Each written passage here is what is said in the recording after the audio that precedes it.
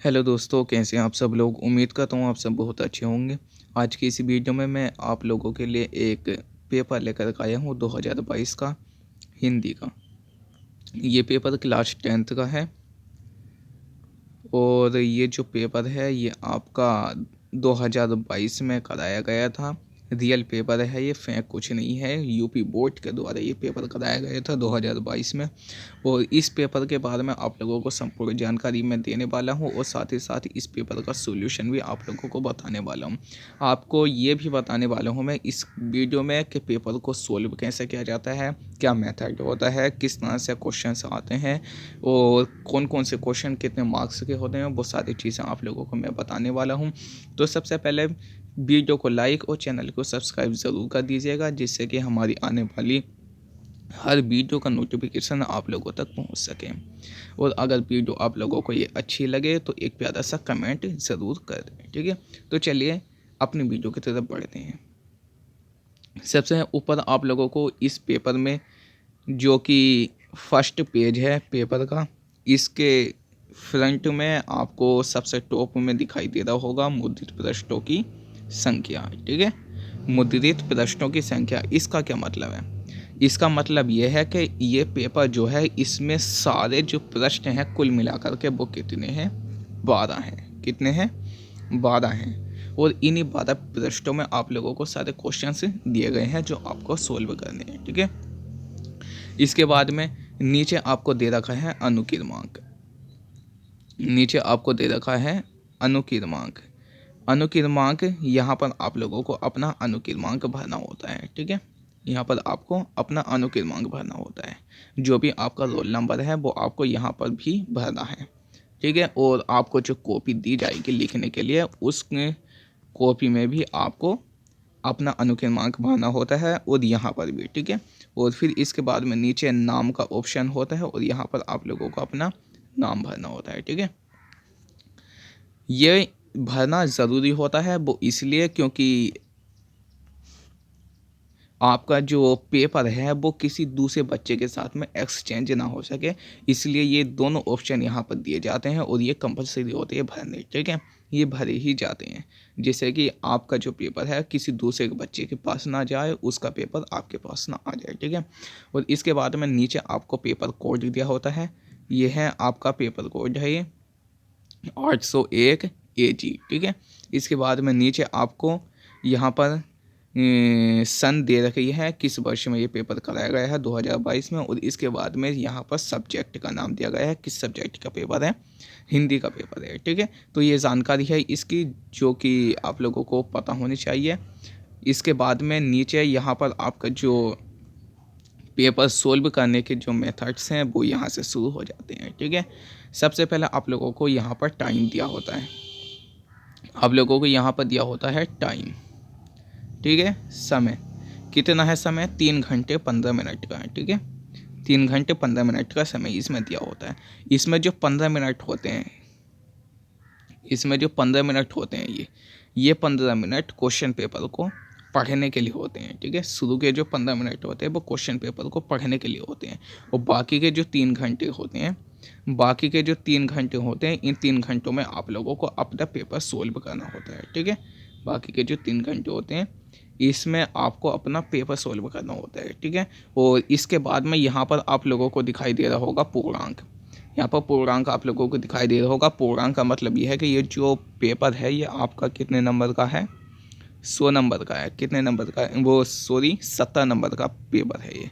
इसके बाद में आपके जो 30 नंबर है, 30 नंबर है वो आपको प्रैक्टिकल के द्वारा दिए जाएंगे। और यहाँ पर आपका जो 70 नंबर का पेपर होगा और इस इन सब को मिला करके आपके जो नंबर बैठेंगे वो बैठेंगे 100। कितने बैठेंगे? 100। इसके बाद में नीचे आप लोगों को नोट दिया होगा। यहाँ पर आप लोगों को नोट दिया गया है, ठीक है। और इस नोट में क्या लिखा गया है? इस नोट में भी वही लिखा गया है कि प्रारंभ के जो आपके 15 मिनट हैं वो परीक्षार्थियों को प्रश्न पत्र पढ़ने के लिए निर्धारित किए गए हैं। और बाकी के जो 3 घंटे हैं, बाकी के जो 3 घंटे हैं, उन 3 घंटों में आप लोगों को अपना क्वेश्चन पेपर सोल्व करके उनके जो आंसर्स हैं वो अपनी उत्तर पुस्तिका में लिखने हैं, ठीक है। अब यहाँ से शुरू हो जाता है आपका क्वेश्चन नंबर 1 यहाँ से शुरू हो जाता है आपका क्वेश्चन नंबर 1।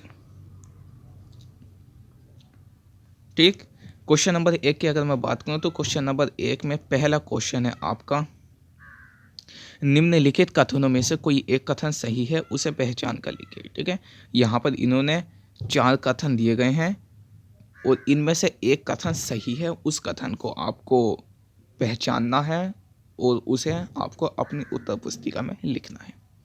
अब पहचानोगे कैसे? पहला कथन यह है कि झूठा सच के लेखक रामविलास शर्मा है। क्या ये सही है? झूठा सच एक रचना है और इस रचना के जो लेखक हैं वो रामविलास शर्मा है। इसके जो लेखक हैं वो रामविलास शर्मा है। क्या ये कथन सही है? तो मैं आप लोगों को ये बता दूं कि ये कथन बिल्कुल गलत है। ये कथन बिल्कुल गलत है। क्यों? वो इसलिए गलत है क्योंकि झूठा सच जो रचना है इसके लेखक रामविलास शर्मा नहीं बल्कि कौन है? यशपाल हैं। कौन है? यशपाल हैं। ठीक है, झूठा सच के लेखक रामविलास शर्मा नहीं है, यशपाल हैं। ठीक है, तो पहला जो आपका कथन था ये हो गया गलत। इसके बाद में अगला कथन क्या है? अगला कथन ये है कि आबरा मसीहा एक उपन्यास है। आबरा मसीहा एक रचना है और इसकी विधा दे रखी है कि ये उपन्यास विधा की रचना है। ठीक है, क्या आबरा मसीहा जो है वो एक उपन्यास है, ये आप लोगों को बताना है। तो ये भी आपका जो कथन है पूरी तरह से गलत है। आबरा मसीहा उपन्यास नहीं है। तो फिर क्या है आबरा मसीहा?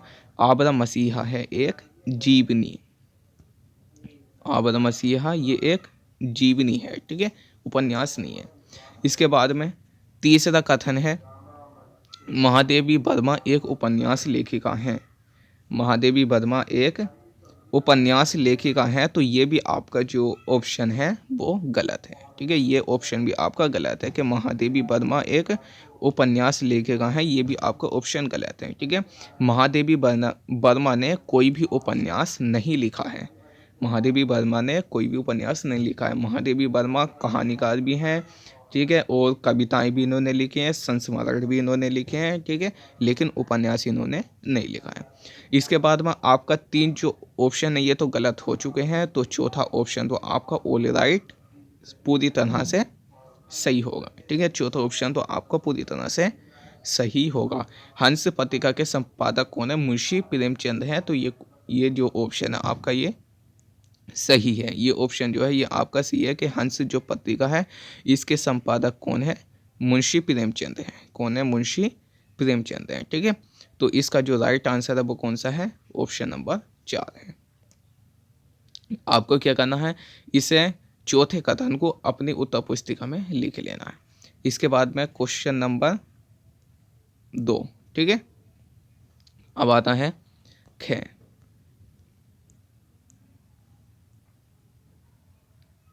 ख की अगर मैं बात करूं तो ख में आपको दिया गया है कलम का सिपाही के रचनाकार हैं। ठीक है, एक रचना दी गई है आपको कलम का सिपाही। ठीक है, और इस रचना के रचनाकार का आपको नाम बताना है कि ये रचना किसने लिखी है। तो कलम का सिपाही के रचनाकार की अगर मैं बात करूं तो इसके रचनाकार हैं आपके अमृत राय। इसके रचनाकार कौन है? इसके रचनाकार हैं आपके अमृत राय। ठीक है, कलम के सिपाही जो रचना है इसके रचनाकार कौन है? अमृत राय हैं। ठीक है, इसके बाद में नेक्स्ट अब आता है आपका गे। गे की अगर मैं बात करूँ तो निम्नलिखित में से किसी एक कृति के लेखक का नाम बताइए। ठीक है, इसमें क्या करना, आपको 4 कृतियाँ दी गई हैं और इनमें से किसी भी एक कृति का नाम यानी कि किसी भी एक कृति के लेखक का नाम आप लोगों को बताना है। ठीक है, जिसका भी नाम आप लोगों को याद हो, आषाढ़ का एक दिन, अगर इसके लेखक का नाम आपको याद है तो वो लिख दें। क्या बोलूँ, क्या याद करूँ? इसके लेखक का नाम याद है तो वो लिख दें। रश्मि मासा के लेखक का नाम हो तो वो लिख दें। और ये भी याद नहीं है आपको संस्कृति के 4 अध्याय, इसके लेखक का नाम याद है तो वो भी आप लिख सकते हैं। ठीक है, इन चारों में से किसी भी एक कृति के लेखक का नाम आपको लिखना है। तो मैं आपको चारों के लेखकों का नाम बता देता हूँ। ठीक है, सबसे पहले है आपका आषाढ़ का एक दिन। सबसे पहले है आपका आषाढ़ का एक दिन, और आषाढ़ का एक दिन ये जो रचना है ना, ये किसके, ये मोहन राकेश की है। किसकी है? मोहन राकेश की। ठीक है, ये जो रचना है ये है मोहन राकेश की। ठीक है, इसके बाद में क्या भूलूं क्या याद करूं, क्या भूलूं क्या याद करूं, ये है हरिवंश राय बच्चन की। ये किसकी है? ये है आपकी हरिवंश राय बच्चन की। ठीक है, ये रचना हरिवंश राय बच्चन की। रश्मि मासा, रश्मि मासा ये रचना है रामचंद्र शुक्ल की। यह है रामचंद्र शुक्ल की। ठीक है, रामचंद्र शुक्ल की रचना है रश्मि मासा। और इसके बाद में संस्कृति के 4 अध्याय, संस्कृति के 4 अध्याय जो है ये है आपके रामधारी सिंह दिनकर, रामधारी सिंह दिनकर। ठीक है, संस्कृति के 4 अध्याय ये रचना किसके? रामधारी सिंह दिनकर की। तो इनमें से कोई भी एक आप लिख सकते हैं। इसके बाद में नेक्स्ट,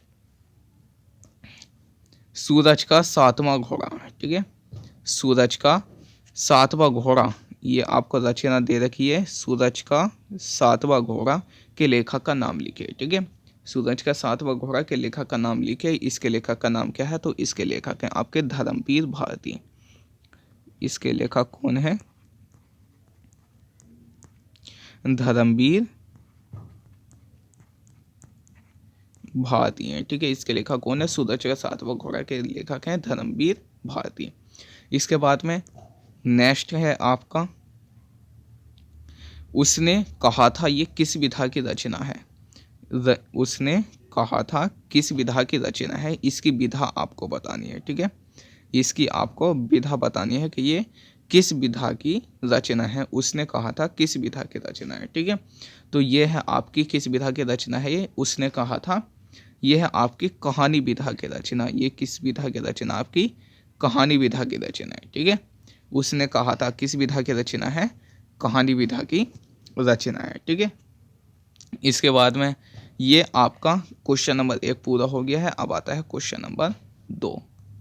अब आता है आपका क्वेश्चन नंबर 2। क्वेश्चन नंबर 2 की अगर मैं बात करूं तो क्वेश्चन नंबर 2 में पहला है आपका रीतिबद्ध काव्य धारा के किन्हीं 2 कवियों के नाम लिखिए। ठीक है, रीतिबद्ध काव्य धारा। ठीक है, रीतिबद्ध काव्य धारा के कोई भी 2 कवि आपको लिखने हैं। ठीक है, रीतिबद्ध काव्य धारा के किन्हीं भी 2 कवियों के नाम आप लोगों को लिख देने हैं। ठीक है, जिनमें से कुछ मैं आप लोगों को बता रहा हूँ, जैसे कि केशव दास हैं, केशव दास हैं, चिंतामणि त्रिपाठी हैं, केशव दास हैं, केशव दास हैं, और चिंतामणि त्रिपाठी हैं, चिंतामणि त्रिपाठी हैं, पद्माकर हैं, पद्माकर हैं, और आपके कुलपति मिश्र हैं,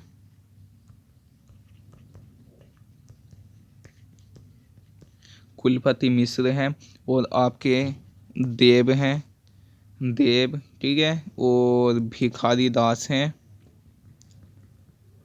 भिखारी दास, और इसके बाद में मती राम। ठीक है, मती राम, ये आपके रीतिबद्ध काव्य धारा के कवि हैं। इनमें से कोई भी 2 कवि आप लिख सकते हैं। ठीक है, इसके बाद में अगला क्वेश्चन आपका, अगला क्वेश्चन है आपका कि छायावाद की किन्हीं 2 मुख्य विशेषताओं का उल्लेख कीजिए। ठीक है, छायावाद, छायावाद की कोई भी 2 विशेषताओं का आपको उल्लेख करना है। तो छायावाद की कुछ विशेषताएं आप लोगों को बता रहा हूँ मैं। क्या है विशेषताएं? कि ध्वन्यात्मकता, एक है आपकी ध्वन्यात्मकता, ध्वन्यात्मकता। ठीक है, और लाक्षणिकता, लाक्षणिकता। ठीक है, और सौंदर्य। ठीक है, सौंदर्य, प्रकृति विधान, सौंदर्य प्रकृति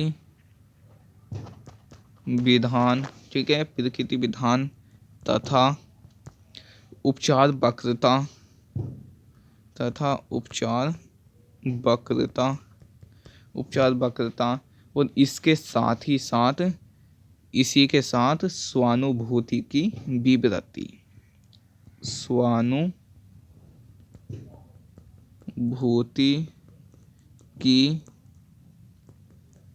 विवृत्ति। ठीक है, ये हैं विशेषताएं। तो इनमें से कोई भी दो विशेषताएं आप लिख सकते हैं। अगला क्वेश्चन है,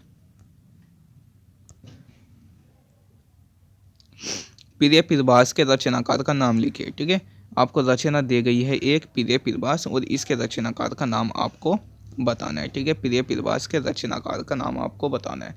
तो प्रिय पीरबास के जो रचनाकार है वो कौन है? हरिओध है। कौन है? हरिओध। ठीक है, प्रिय पीरबास के रचनाकार कौन है? हरिओध। ठीक है, प्रिय पीरबास के रचनाकार कौन है? हरिओध है। ये क्वेश्चन आपके 2-2 नंबर के थे। ठीक है, पहला क्वेश्चन आपका 1 नंबर का था और दूसरा क्वेश्चन आपका 2 नंबर का था।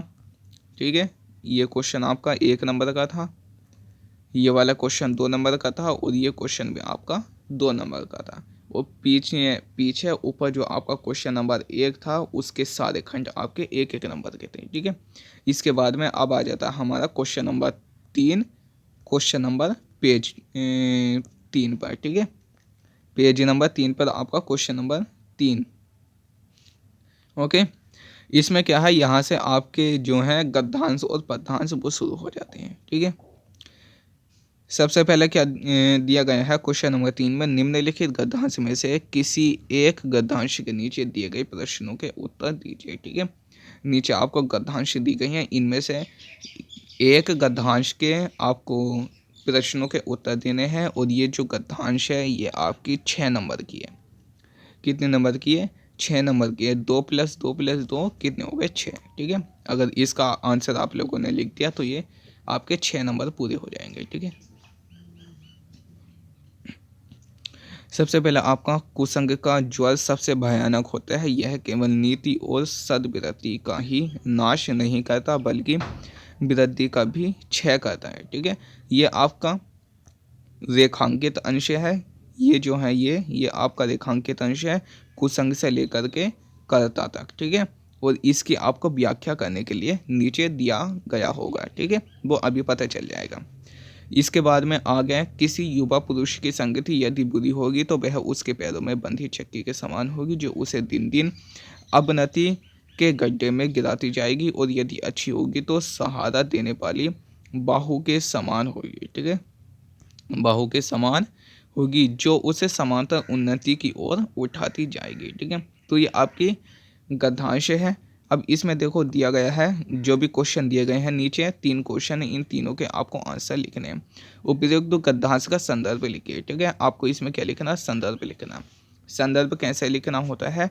आपको इसके पार्ट का नाम याद होना चाहिए कि ये जो गद्यांश है ये किस पार्ट से ली गई है, तो पार्ट का नाम आपको याद होना चाहिए।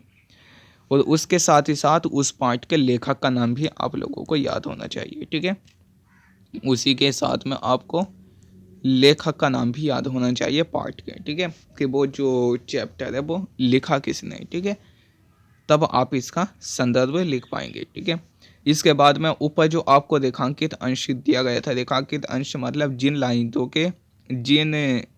लाइन के बीच में ये रेखाएं खींची गई थी, इस तरह से जो रेखाएं खींची गई थी ये। ठीक है, तो इन रेखाओं के ऊपर जो भी शब्द आए थे उन सब की व्याख्या आप लोगों को करनी है। ठीक है, उसे कहते हैं रेखांकित अंश।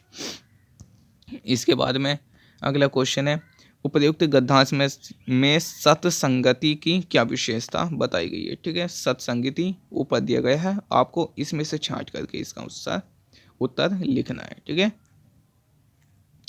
इसके बाद में अगर ये क्वेश्चन आप लोग नहीं कर पाते हैं, ठीक है, ये क्वेश्चन आप लोग नहीं कर पाते, ऊपर वाली गद्यांश नहीं कर पाते हैं, तो आपको नीचे एक गद्यांश और दी गई है, आप इस वाली गद्यांश का उत्तर लिख सकते हैं। ठीक है, इस गद्यांश को पढ़िए और इसके नीचे जो क्वेश्चन दिए गए हैं उनके आंसर आप लिख सकते हैं। ठीक है, इसके बाद में अब आता है आपका क्वेश्चन नंबर 4।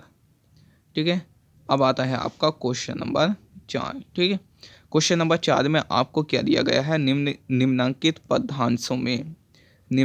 पदांशों में से किसी एक संदर्भ सहित व्याख्या कीजिए और उसका काव्य सौंदर्य भी स्पष्ट कीजिए। ठीक है, मतलब ऊपर जो आपको दी गई थी व्याख्या करने के लिए वो आपकी गद्यांश थी जो कि गद्य साहित्य से ली गई थी। ठीक है, ये पद्यांश है और ये आपके काव्य साहित्य से ली गई है। ठीक है, आगे आपके संस्कृत के कुछ पद्यांश आएंगे। ठीक है, इसके बाद में ये जो है ये भी आपकी कितने नंबर की है, 6 नंबर की है। ठीक है, ये पद्यांश भी कितने नंबर की है, ये पद्यांश भी आपकी 6 नंबर की है, 1 + 4 + 1। ठीक है, वो पद्यांश दी गई है आपको ये काव्य से। ठीक है, शीश जटा उर बाहु विशाल बिलोचन लाल तीछी सी भौहें तून सरासन बांधरे तुलसी बन मार्ग में सूठी सो है सादर बान्ही बाल सुभाए चिते तुम त्यों हमरो मन मोहे। ठीक है, और इसके बाद में 2 लाइन दो दी गई हैं इसकी कि पूछती ग्राम बधू सियों सो कहो सौंपरे से सखी राबरे को है। ठीक है, अगर इसका आप क्वेश्चन कर सकते हैं तो इसका आंसर दे सकते हैं, और अगर ये नहीं हो सकता आपसे, अगर आपसे ये नहीं हो सकता तो अथवा में फिर एक पद्यांश दी गई है उस पद्यांश का उत्तर आप लिख सकते हैं। ठीक है, पद्यांश ये दे देखिए आपकी, सच्ची प्रेम बही जिसकी है तिरपति आत्मबलि पर हो निर्भर त्याग बिना निष्प्राण में है प्रेम है और करो प्रेम पर प्राण निछावर देश प्रेम वह पुण्य क्षेत्र है अमल असीम त्याग से बिलसित आत्म के विकास से जिसमें मनुष्यता होती है विकसित। ठीक है, इसके बाद में आपका क्वेश्चन नंबर 5 आ जाता है। यहाँ से क्वेश्चन नंबर 5 की अगर मैं बात करूँ क्वेश्चन नंबर 5 की अगर मैं बात करूँ तो क्वेश्चन नंबर 5 में आपका पहला क्वेश्चन है कि निम्नलिखित लेखकों में से किसी एक लेखक का जीवन परिचय लिखिए। ठीक है, यहाँ पर आपको जीवन परिचय लिखना है और साथ ही साथ उनकी एक रचना भी लिखनी है। ठीक है, साथ ही साथ उनकी एक रचना भी लिखनी है। ठीक है, 3 आपको दिए गए हैं, एक दिए गए हैं आपको जयशंकर प्रसाद, उसके बाद में डॉक्टर राजेंद्र प्रसाद और इसके बाद में आपको रामचंद्र शुक्ल। ठीक है, रामचंद्र शुक्ल, तो इनमें से किसी भी एक का आपको जीवन परिचय लिखना और साथ ही साथ उनकी एक रचना भी लिखनी है।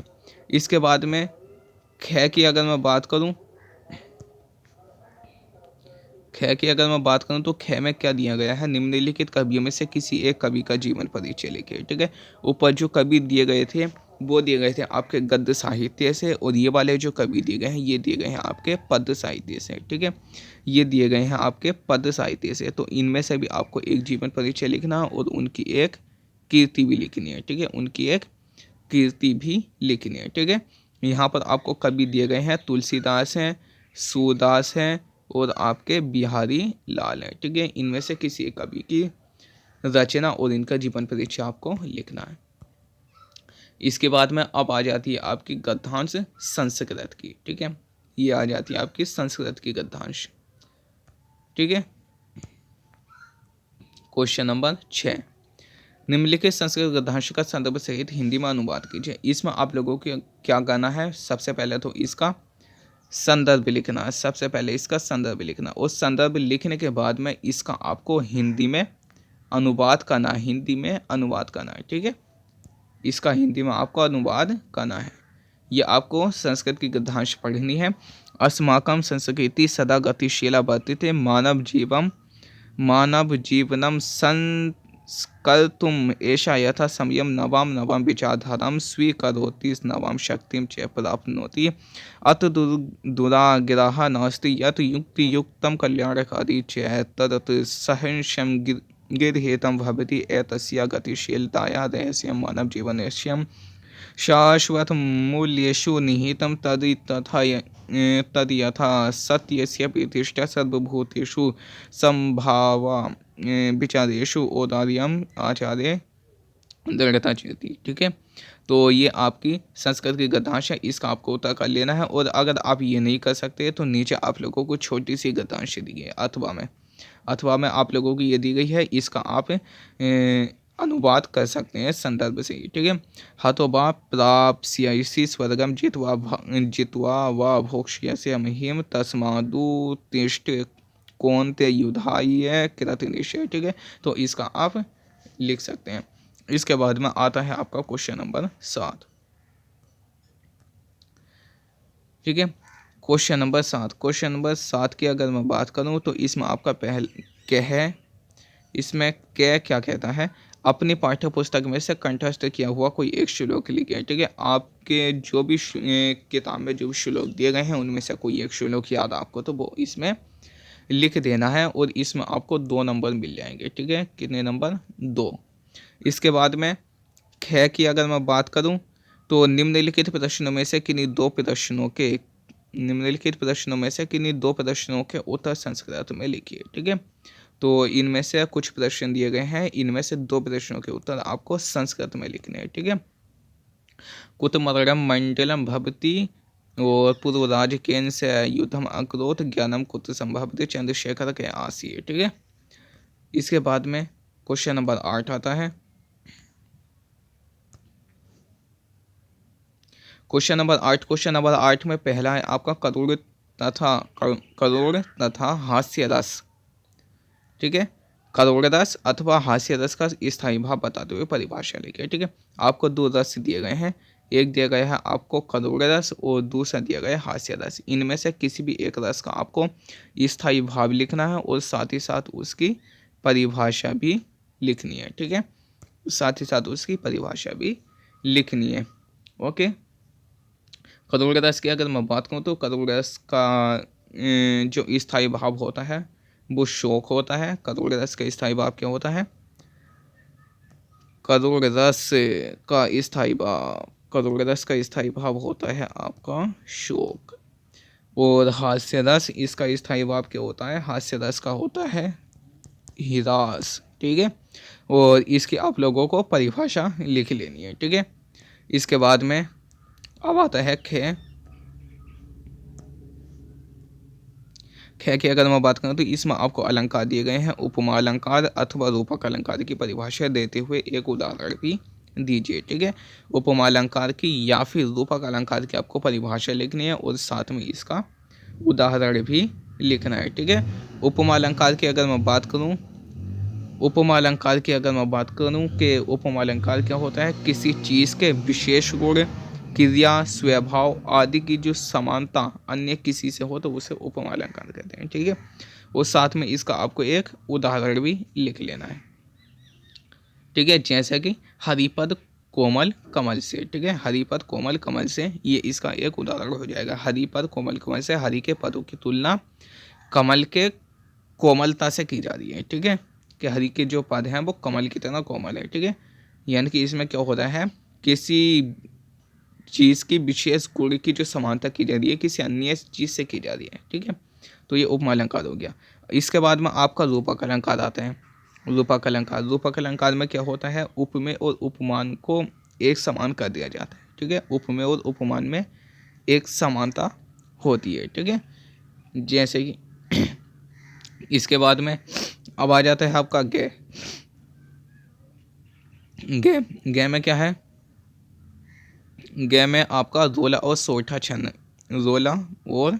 सोठा छंद इसकी आपको परिभाषा लिखनी है और साथ ही साथ इसका एक उदाहरण भी लिखना है, ठीक है।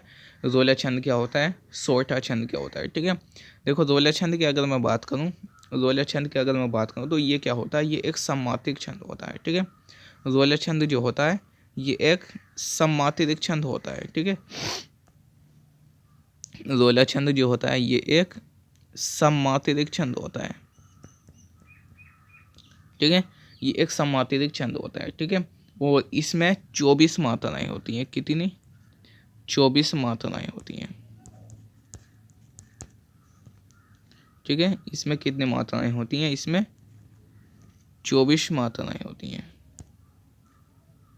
ओके। समातिक छंद है ये और इसमें कितनी मात्राएं होती हैं? रोला छंद में 24 मात्राएं होती हैं, ठीक है। और जो पहले और तीसरे, ठीक है, पहले और तीसरे चरण में 11 मात्राएं होती हैं, ठीक है। 11 11 मात्राएं होती हैं, यानी कि इसके जो चरण होते हैं वो कितने होते हैं, इसके चरण होते हैं 4, ठीक है। और पहले और तीसरे चरण में 11 11 मात्राएं होती हैं, और आपका दूसरे और चौथे चरण में 13 13 मात्राएं होती हैं, ठीक है। कितनी होती हैं, 13 13 मात्राएं होती हैं, ठीक है। 11 और 13 मात्राओं पर क्या होती है, यति यानी कि विराम, यति यानी कि विराम होता है, ठीक है। ये आपका रोला छंद है। इसके बाद में सोरठा छंद की अगर मैं बात करूं, सोरठा छंद क्या होता है, तो सोरठा जो होता है ना, ये दोहे का उल्टा होता है। सोरठा छंद जो होता है ना, सोरठा छंद ये दोहे का, ये सोरठा छंद जो होता है ये दोहे का उल्टा होता है, ठीक है। इसमें क्या होता है, ये अर्ध सम्मात्रिक छंद होता है, ठीक है। ये अर्ध सम्मात्रिक छंद होता है, ठीक है। अर्ध सम्मात्रिक छंद होता है सोरठा, और इसके पहले और तीसरे चरण में 11 11 मात्राएं होती हैं, ठीक है। पहले में और तीसरे चरण में 11 11 मात्राएं होती हैं, और दूसरे और चौथे चरण में 13 13 मात्राएं होती हैं, ठीक है। दूसरे और चौथे चरण में कितनी मात्राएं होती हैं, 13 13 मात्राएं होती हैं, ठीक है। वो दोहे का उल्टा होता है ये, पहले और तीसरे चरण के अंत में क्या होता है, लघु या फिर गुरु होता है, ठीक है। लघु या फिर गुरु होता है, ठीक है। ये आपका लघु है और ये आपका गुरु है, ठीक है। ये आपका गुरु है, ठीक है। प्रथम और तृतीय चरण के अंत में क्या होता है, लघु गुरु होता है, ठीक है। लघु और गुरु होता है। ये आपका सोरठा छंद है। इसके बाद में आगे आता है आपका क्वेश्चन नंबर 9। क्वेश्चन नंबर 9 की अगर मैं बात करूं, तो क्वेश्चन नंबर 9 में सबसे पहले आता है आपका क्या, निम्नलिखित उपसर्गों में से किन्हीं 3 के मेल एक एक शब्द बनाइए, ठीक है। यानी कि आपको उपसर्ग दिए गए हैं और 3 उपसर्गों का आपको प्रयोग करना है और उनके मेल से एक एक शब्द बनाना है, ठीक है। और इस पर आपको प्रत्येक पर 3 एक एक नंबर मिलेगा, और कुल मिलाकर आपके 3 नंबर हो जाएंगे।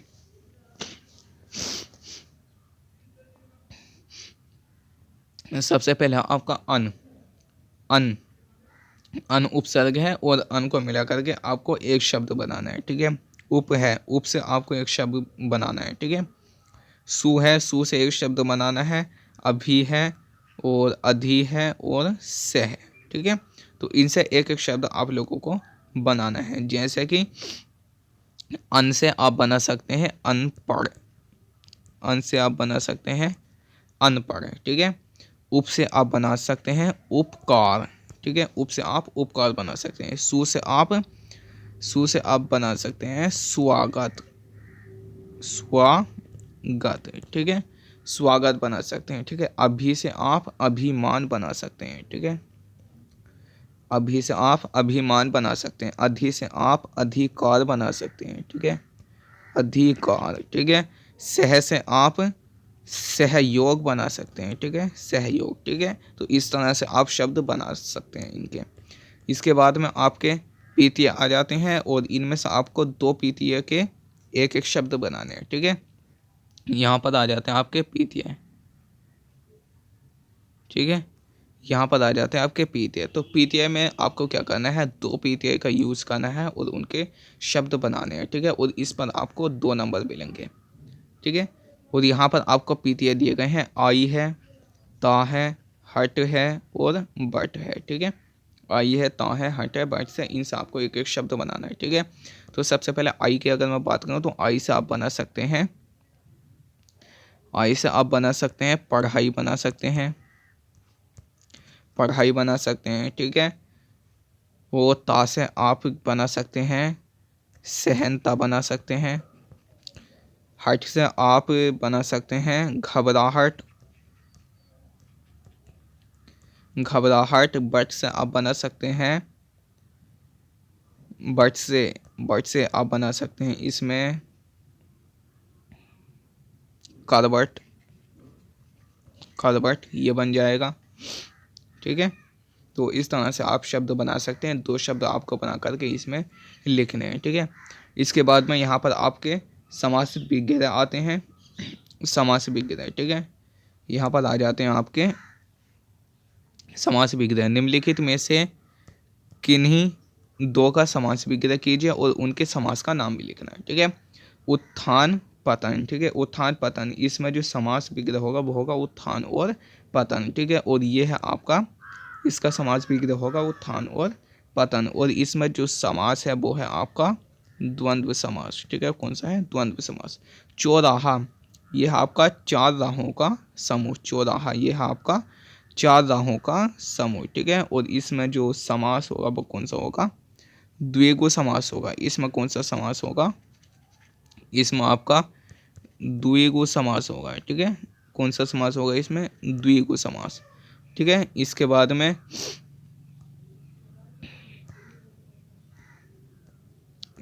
में चौथा है, तीसरा है आपका जीवन मरण।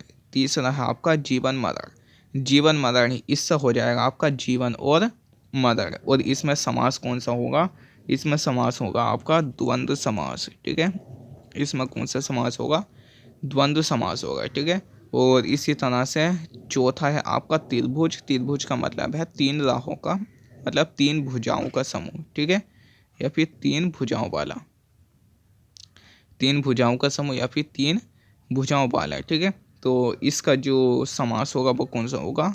द्विगु समास। ठीक है, द्विगु समास। तो ये समाज विग्रह थे। इसके बाद में आगे चलते हैं।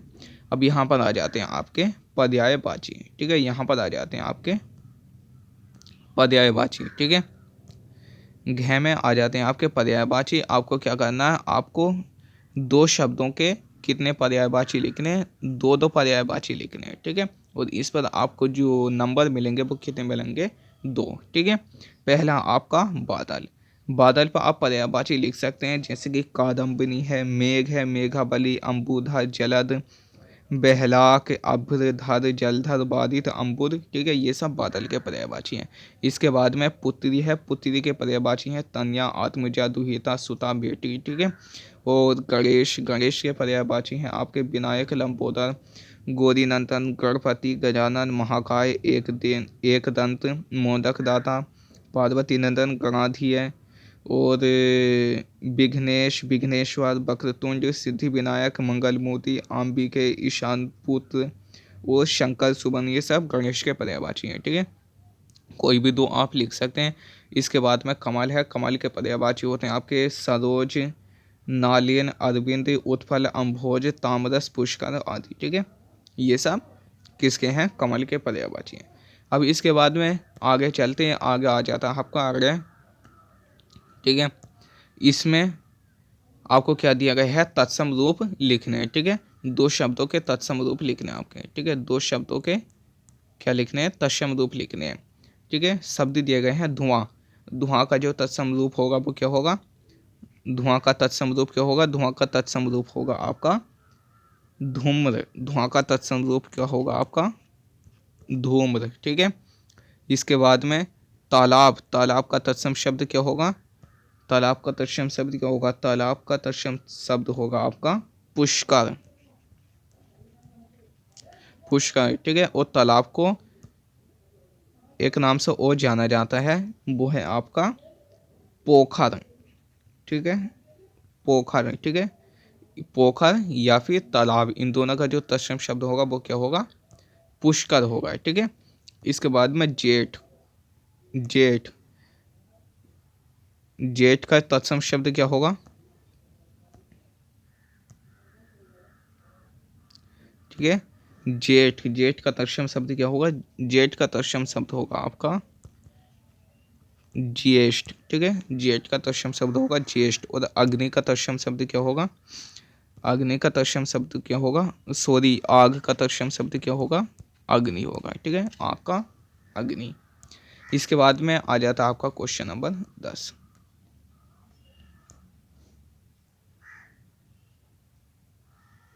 ठीक है, क्वेश्चन नंबर 10। क्वेश्चन नंबर 10 में आपका पहला है। ठीक है, क्वेश्चन नंबर 10 में आपका पहला है कि निम्नलिखित में से किन्हीं दो में से संधि विच्छेद कीजिए और संधि का नाम लिखिए। ठीक है, इनमें से आपको दो में संधि विच्छेद करनी है और उस संधि का नाम लिखना है। ठीक है, ठीक है, पहला आपका प्रीति एक, प्रीति एक, इसमें संधि विच्छेद क्या होगी? ठीक है, सबसे पहला आता आपका प्रीति एक, प्रीति एक में संधि विच्छेद क्या होगी?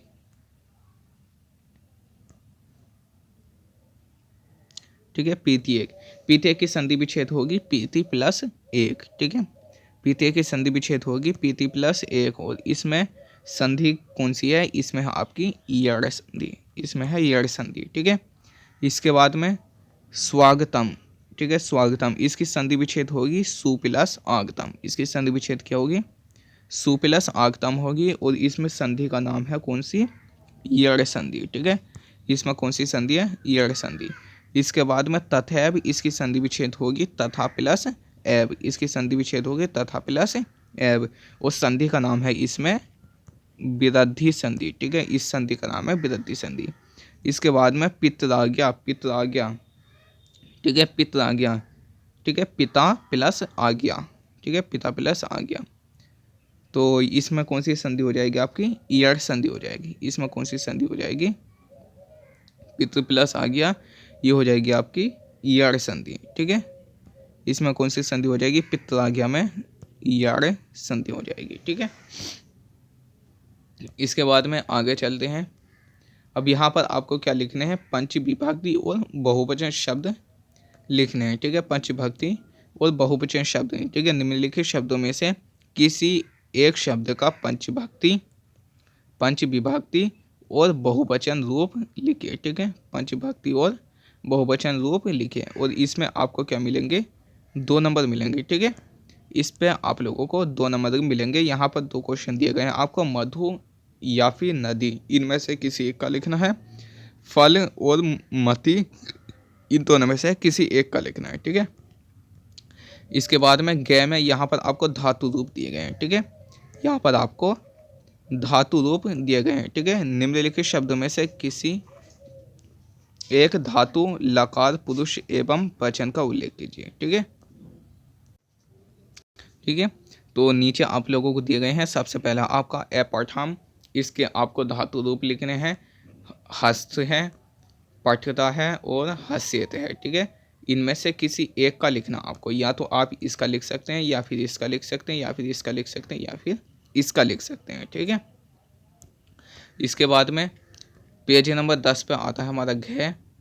ठीक है, पेज नंबर 10 पर आता है हमारा घ। घ की अगर मैं बात करूँ तो इसमें आपको 2 वाक्यों का संस्कृत में अनुवाद करना है। ठीक है, इसमें क्या करना है आपको?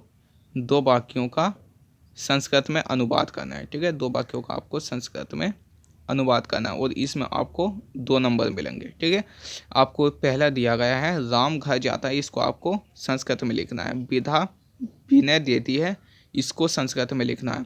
वह किताब पढ़ती है, वाराणसी एक प्रसिद्ध धार्मिक नगरी है, और यमुना गांव, यमुना के तट पर एक गांव था। ठीक है, यमुना के तट पर एक गांव था।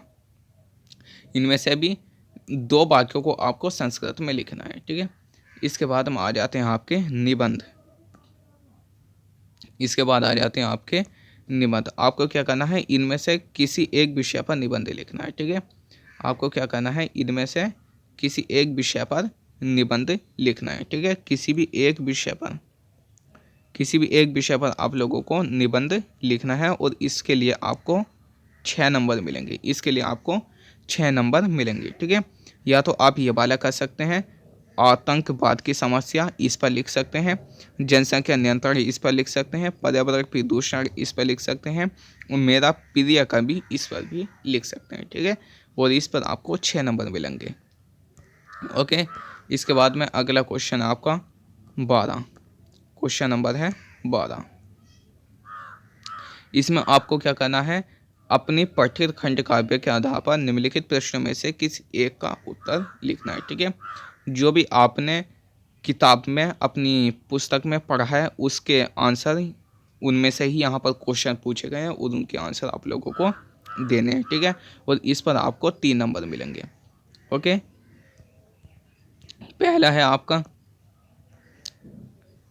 कै। ठीक है, सबसे पहले है कै। कै में आपको मुक्तिदूत खंड काव्य के आधार पर गांधी जी की चारित्रिक विशेषता का वर्णन कीजिए। ठीक है, मुक्तिदूत। ठीक है, मुक्तिदूत खंड काव्य के आधार पर गांधी जी की चारित्रिक विशेषता का वर्णन कीजिए। और दूसरा है आपका मुक्तिदूत के तृतीय सर्ग, ठीक है, मुक्तिदूत के तृतीय सर्ग का सारांश अपने शब्दों में लिखिए, ठीक है। इसके बाद में ख है, ख में क्या दिया गया है, अग्र पूजा खंड काव्य के आधार पर, अग्र पूजा खंड काव्य के आधार पर उसके नायक की चारित्रिक विशेषता का अंकन कीजिए, ठीक है। और दूसरा आपका अग्र पूजा खंड काव्य के किसी एक सर्ग की कथा वस्तु संक्षेप में लिखिए, ठीक है। तो इनमें से भी आप कर सकते हैं। इसके बाद में ग आता है, ग में क्या दिया गया है, ज्योति जवाहर खंड काव्य की कथा संक्षेप में लिखिए, या ज्योति जवाहर खंड काव्य के आधार पर जवाहरलाल नेहरू की चारित्रिक विशेषताओं को संक्षेप में लिखिए, ठीक है। इसके बाद में घ आता है, घ क्या कहते हैं, घ कहता है आपका कि मेवाड़ मुकुट के नायक का चरित्र चित्रण लिखिए, ठीक है। मेवाड़ मुकुट के नायक का चरित्र चित्रण कीजिए, या फिर मेवाड़ मुकुट खंड काव्य के आधार पर उसके चौथे सर्ग का कथानक संक्षेप में लिखिए, ठीक है। इसके बाद में आपका अड़य आता है, अड़य क्या कहता है, अड़य कहता है कि जय सुभाष खंड काव्य के आधार पर उसके नायक का चरित्र चित्रण कीजिए, या फिर वो दूसरा आपका जय सुभाष खंड काव्य के प्रथम सर्ग का कथानक संक्षेप में लिखिए, ठीक है। तो ये वाला भी आप कर सकते हैं अगर ये आता है आपको तो, ठीक है। फिर आपका च आता है, च में क्या है, च में दिया गया है कि मातृभूमि के लिए खंड काव्य के प्रथम सर्ग का कथानक संक्षेप में लिखिए, ठीक है। और दूसरा है मातृभूमि के लिए खंड काव्य के नायक का चरित्रांकन कीजिए, ठीक है। और फिर है आपका छः में क्या दिया गया है, छः में दिया गया है कि कर्ण खंड काव्य में द्रौपदी सर्ग का सारांश संक्षेप में लिखिए, ठीक है। कर्ण का नाम तो आप लोगों ने सुना होगा, जो महाभारत का युद्ध हुआ था, महाभारत के युद्ध में आप लोगों ने 5 पांडवों का नाम सुना हुआ, और साथ ही में उनका एक भाई और था कर्ण, जो कि सबसे बड़ा भाई था, जिसे कुंती ने त्याग दिया था, ठीक है। तो उसके बारे में आप लोगों ने पढ़ा था। तो द्रौपदी सर्ग का इसमें आपको सारांश संक्षेप में लिखना है कि कर्ण के जीवन में जो द्रौपदी थी, द्रौपदी का क्या महत्व था, ठीक है। इसके बाद में आपका कर्ण है, कर्ण खंड काव्य के आधार पर आपको श्री कृष्ण का चरित्र चित्रण कीजिए, ठीक है। इसके बाद में आपका करमवीर भारती, ठीक है, करमवीर भारती का आप लोगों को क्या करना है, करमवीर भारती खंड काव्य के किसी एक सर्ग का कथानक संक्षेप में लिखिए।